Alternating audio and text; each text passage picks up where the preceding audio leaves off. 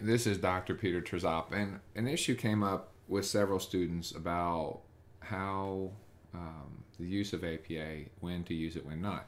So we had several assignments that talk and say, well, you don't have to use APA.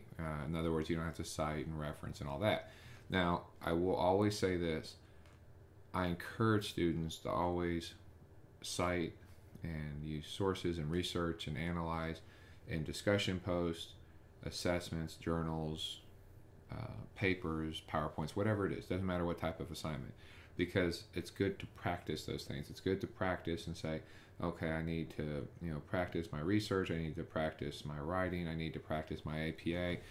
Every assignment gives you that opportunity. So I would encourage that. Now, sometimes the course is written where it's not required. You say, well, I don't have to cite in a discussion post or say a journal. But here's the big BUT capitalized flashing lights, okay? If you are going to use information from somewhere, like say you're just trying to develop a discussion and here's my ideas and whatever, but the minute you start adding details, like, oh, by the way, there's, did you know about these statistics? And well, that didn't come from you, right? So you probably want to cite, especially if it's word for word. If you go into a journal and say, well, I'm just kind of pontificating and developing some concepts and ideas, well, that's all good. That's what the assignment is. But when you start putting in like paragraphs of someone else's work, and you say, well, it said I didn't have to use APA. Well, yeah, you don't have to cite and do all that. But when you do copy something word for word, you have to quote it and cite it. If you don't do that, it's the very definition of plagiarism. So when you see an assignment that says, oh, by the way, you don't have to use APA. Like we're not going to get you hung up on using headers and so we might not be as hard on grammar. Well, I'm going to give you an inside pro tip. Okay, good grammar never goes out of style. Avoid contracted words, vague words, and conversational tone as much as possible.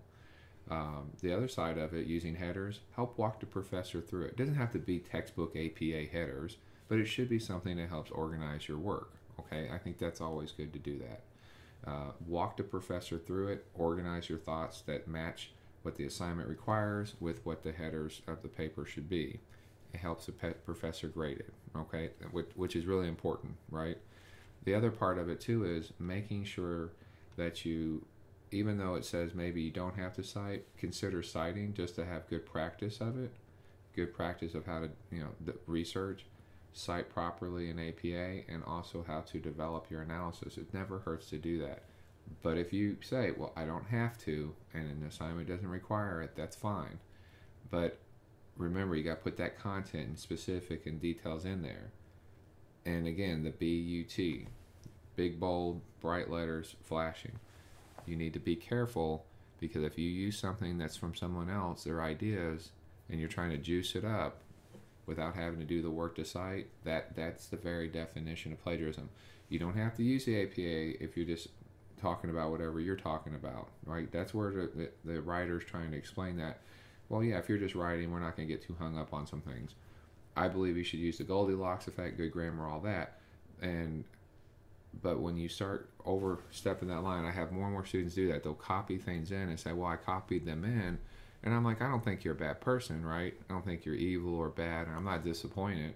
I'm just telling you that you have to be very careful when you use sources, whether the assignment is official written paper or if it's just a discussion post. Because if not, then you could literally copy and paste your discussion post and say, well, I don't have any APA issues, not my problem.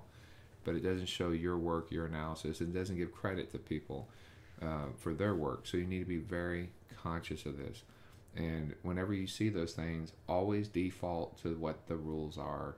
Even though that might be said this way, it might be a little confusing. Either ask the professor for clarity, watch their video channels, or read their posts, but make sure that you understand that always default to proper grammar and APA.